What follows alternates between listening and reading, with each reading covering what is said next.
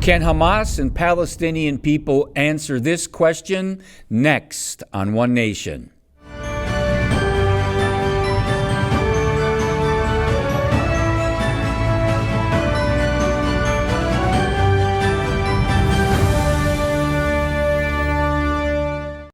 Hello, America. Welcome to One Nation. I'm your host, Dr. Jake Jacobs.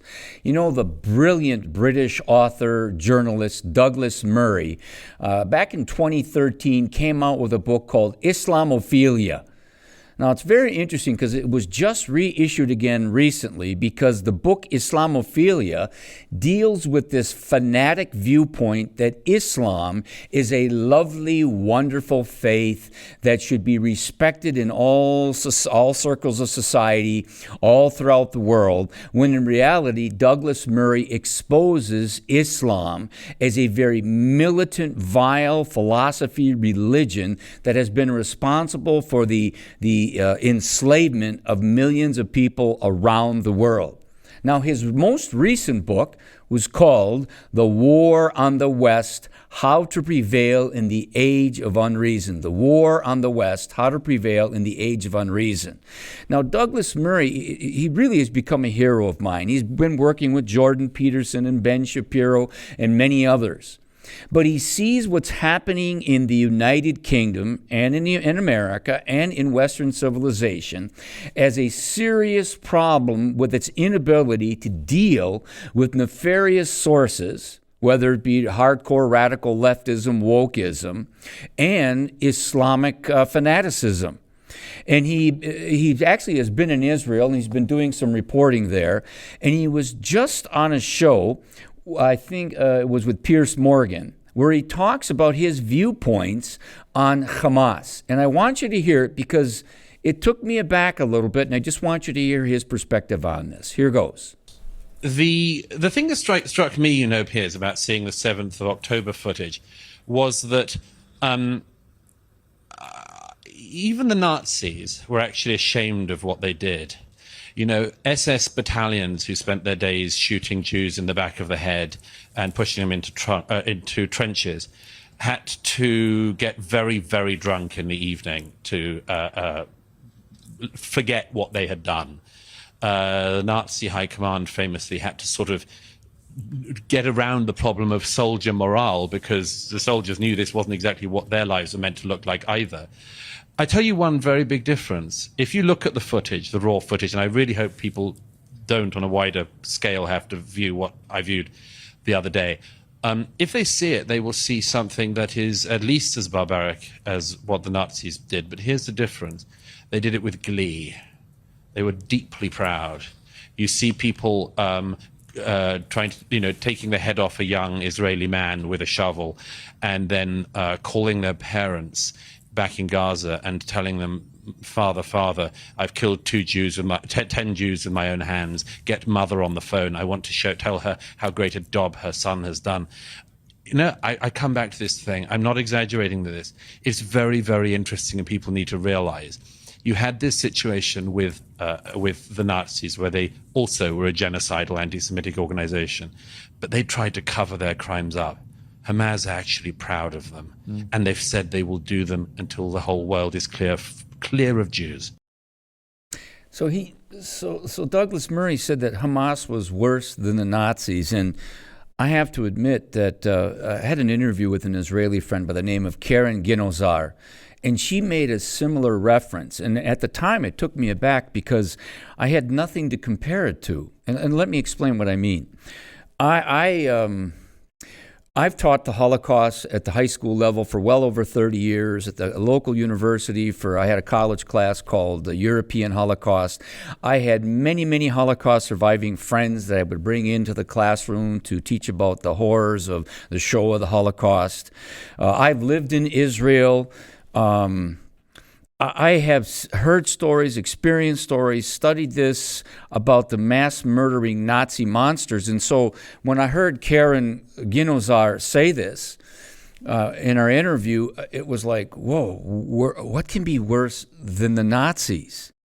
I can still remember during my time in teaching this university course, I studied with a German professor at Lawrence University, and to help sharpen my understanding of German culture and language and history and in relationship to Judenhass, Jew hate, and Holocaust. And we were in a discussion one day, and he said, the German people, they didn't know about the final solution, and there wasn't a lot of knowledge about Jew hate in Germany in the 1930s. And I took profound issue with him, and let me explain why. This is before the internet, so this is the day and age when you did research, you really had to go into archival research. And I went into libraries in Appleton and Lawrence University, University of Wisconsin-Madison, radio from the 1930s, newspapers from the 1930s, magazines, speeches, proclamations. And I discovered, as many other historians have, by the way, an undeniable cacophony of empirical and historical evidence as to the intentions of Adolf Hitler and the National Socialists, and Hitler's willing executioners, ordinary Germans. Now, I admit historians debate this issue. So Douglas Murray recommends a book called Ordinary Men. In fact, I'm reading it right now. So Ordinary Men, Reserve Battalion 101 of the Final Solution in Poland. And so in essence, he was saying that these ordinary men, these Germans, they did their job, they killed Jews, but they weren't at the level of Hamas. Well, there have been other historians, for example, like Daniel Goldenhagen, where he wrote the book Willing Executioners, Ordinary Germans and the Holocaust. Now, I understand something.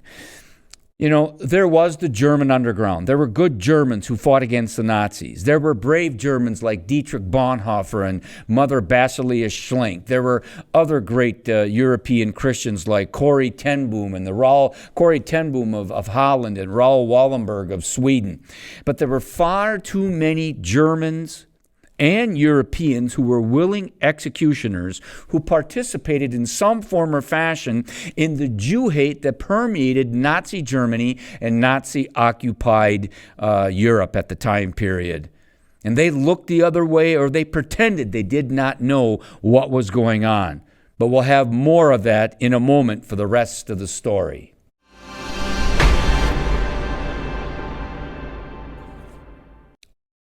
Welcome back. I'm excited to announce that One Nation has now moved to a weekly show.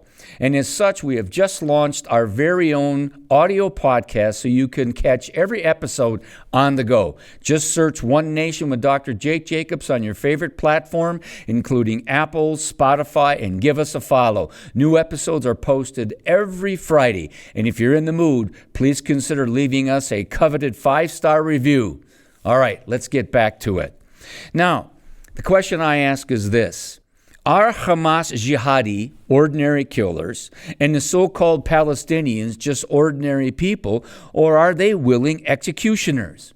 Is there something within Islam that indoctrinates, that brainwashes and poisons collectively as a Jew-hating, American-hating culture?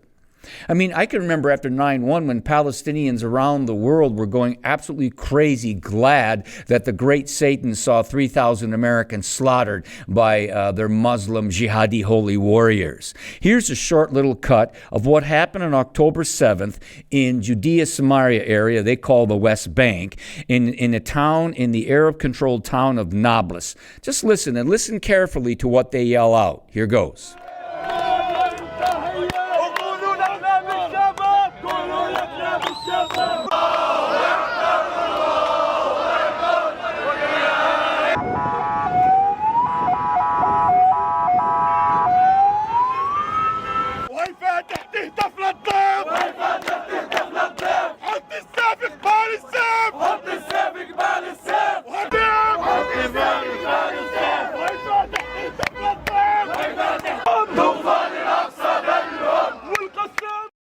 Now, this was in the West Bank. It was happening all over Gaza. It was happening all over the world. And many of these jihadi, these supporters of jihadi holy war, they were yelling out, Allahu Akbar. Now, in 2005, I warned many of my Israeli friends. One specifically was a Jerusalem tour guide. And I warned him when I was in Jerusalem, and I also warned him when he came to visit me in Wisconsin. And I said that Hamas is going to use Gaza as a base in their attempt to destroy Israel. And they have. And they have been doing it since they've controlled that area. Now, the land was given from Israel to the Gazans, and the Gazans in 2006, they had a Palestinian legislative election. Almost 45% voted for Hamas. Almost 42% voted for Fatah. Almost 5% voted for the PLLP, which is a socialist Muslim organization. And my point is that well over 90% of the people of Gaza voted for radical Muslim organizations, political organizations, that called for the extermination and the annihilation of Israel and the Jewish people around the world. In their 30-year anniversary celebration in 2017, we have pics here of Gazans celebrating, just elated, hundreds of thousands of Gazans calling out Allahu Akbar and destroy Israel. Hamas will deliver us from the Zionists. We got another pic right here showing them celebrating and demonstrating. In fact, polls over polls have showed that the vast, overwhelming majority of Gazans love Hamas, support Hamas. We have a pic right here showing from recent AP finding. Poll finds dramatic rise in Palestinian support for Hamas. It's been that way since day one. And the thing that really drives me crazy about this whole narrative, these lying narratives, of there have been lies upon lies and myths upon myths by the so-called Palestinian refugees and their history. In 1947, the United Nations called for a two-state solution. The Arabs, the Muslims, rejected it. In 1948, when Israel was reborn with the surrounding Arab nations calling for their extermination, people like Golda Meir and the mayor of Haifa, they went throughout the Arab neighborhoods and they begged them, they said, please stay with us. We can work together. We can live together. About 160,000 plus stayed. But about 500,000 who were told by the militant Muslims, get out, we will kill the Jews, we will destroy Israel, and then you can have their homes, they now became the so-called refugees. Many of them were Syrians, Jordanians, Egyptians. They weren't really Palestinians. They lived in a geographical region called Palestine, like you call, where we live in Wisconsin here, this is called the Midwest. Well, that was an area that had Jordanians, Syrians, and Egyptians.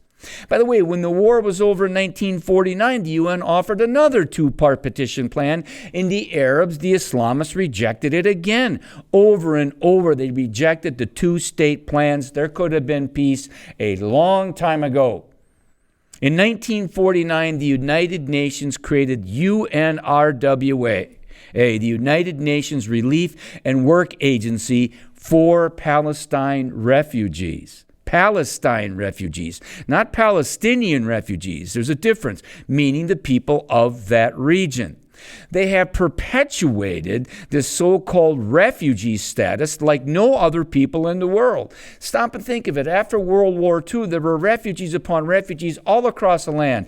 Refugees coming from India into Pakistan, from Pakistan into India, Poland, East Germany, West Germany, Czechoslovakia, and those refugees were settled. Nobody talks about the 800,000 Jewish refugees that were being persecuted in Morocco and Mauritania and Egypt, in Iraq, in Iran, in Syria, and Yemen. And they came into the land of Eretz Israel, and they settled, and they developed the land, and they made the land flourish again.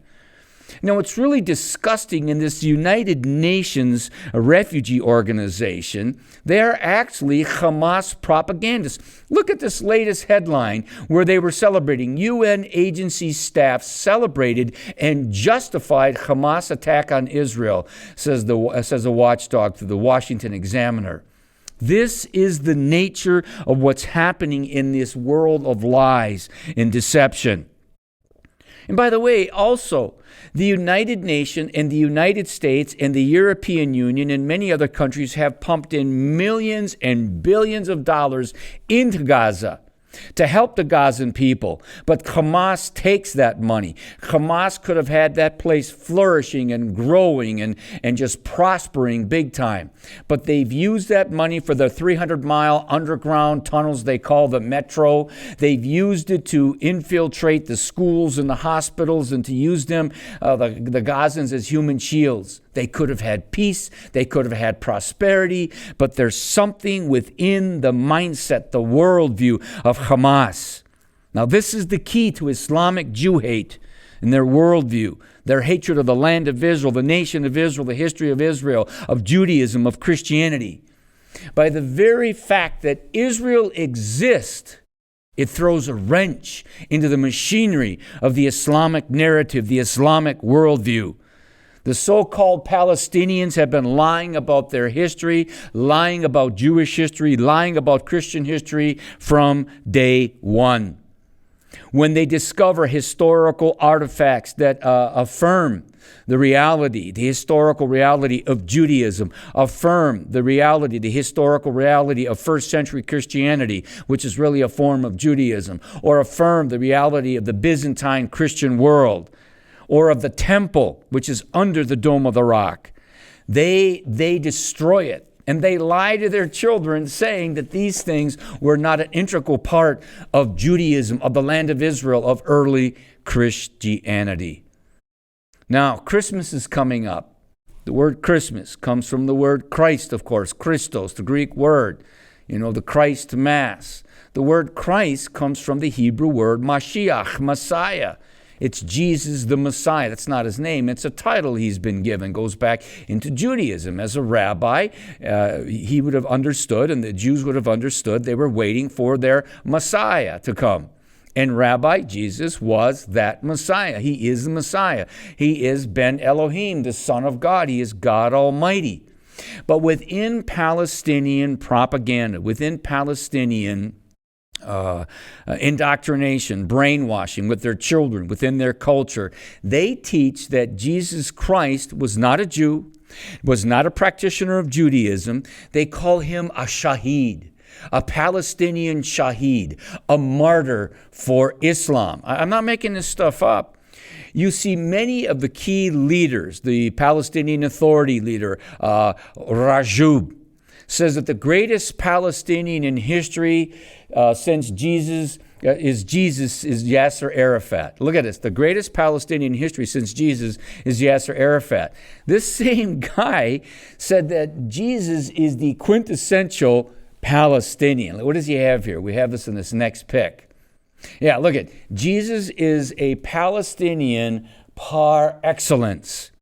And so what you see is these leaders, whether the leaders of Hamas, Islamic Jihad, Hezbollah, the Palestinian Authority, which all want the extermination, the eradication of Jews, Judaism, and Christianity, they lie and say that Jesus was a Palestinian. They even portray him, like I said, as a shaheed or a Palestinian warrior. You see this in their painting work. Here's Jesus, and he has what they call a kafia.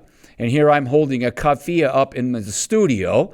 This was given to me by a friend, and you see by a lot of these Hamas Palestinian students wearing this at Harvard and Berkeley and Madison and all around the country and in the streets of London and Sydney. It's their way of, in essence, saying, the Jews be damned and Islam be spread. And there are depictions. I got another pic here of various depictions. The show is short, but we could show you just literally dozens. I have another pic here showing, yes, we got Jesus on the cross, Jesus with a kafia in his face, Jesus wearing the kafia, Jesus wearing a Palestinian flag. And these are lies. He was a rabbi. He lived in Eretz Israel, the land of Israel. His parents were Jewish. His siblings were Jewish. The apostles were Jewish. He lived in the land of Israel and he spoke Hebrew. He was not Palestinian. The word Palestine didn't even exist till 100 years after Jesus lived on the face of the earth.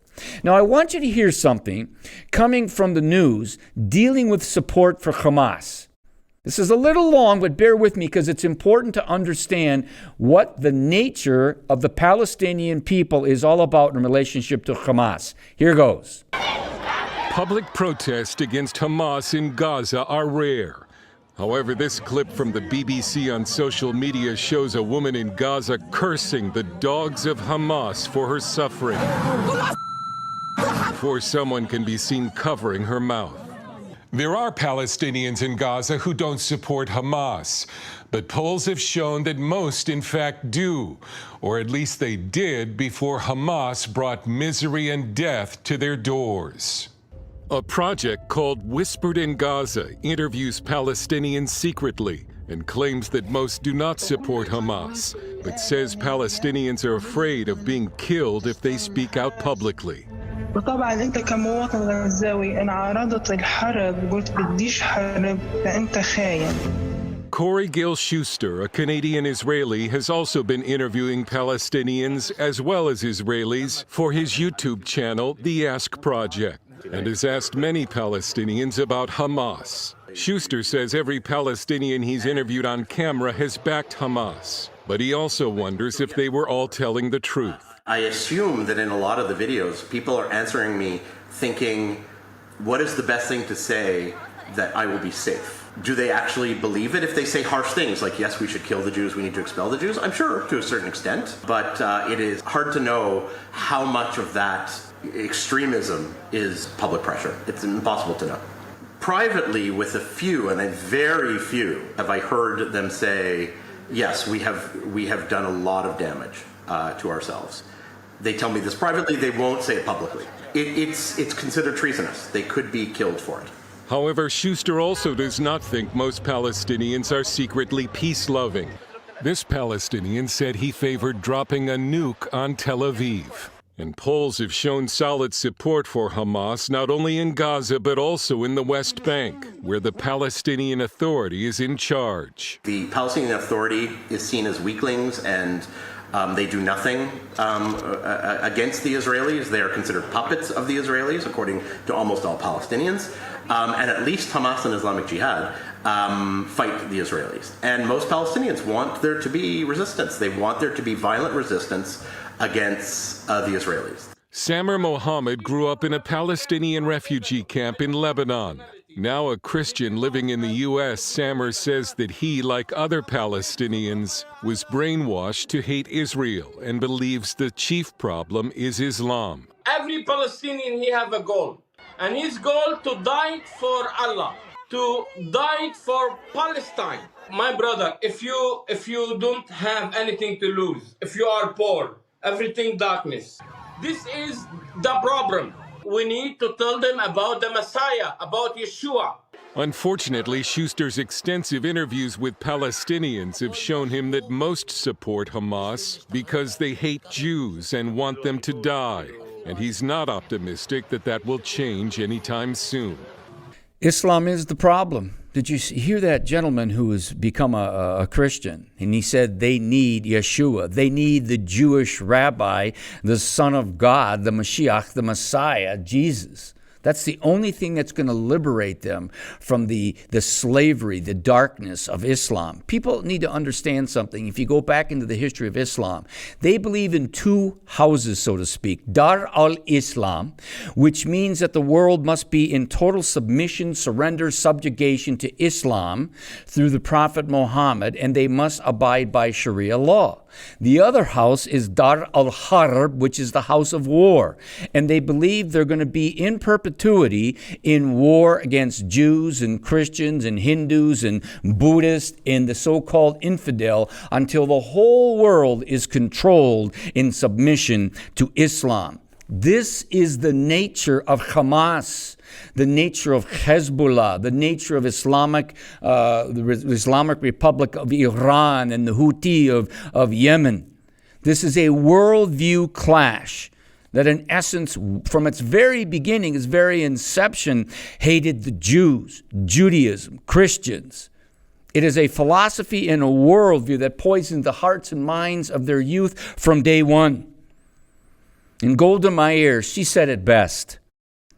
She said, when peace comes, we will perhaps in time be able to forgive the Arabs for killing our sons, but it will be harder for us to forgive them for having forced us to kill their sons.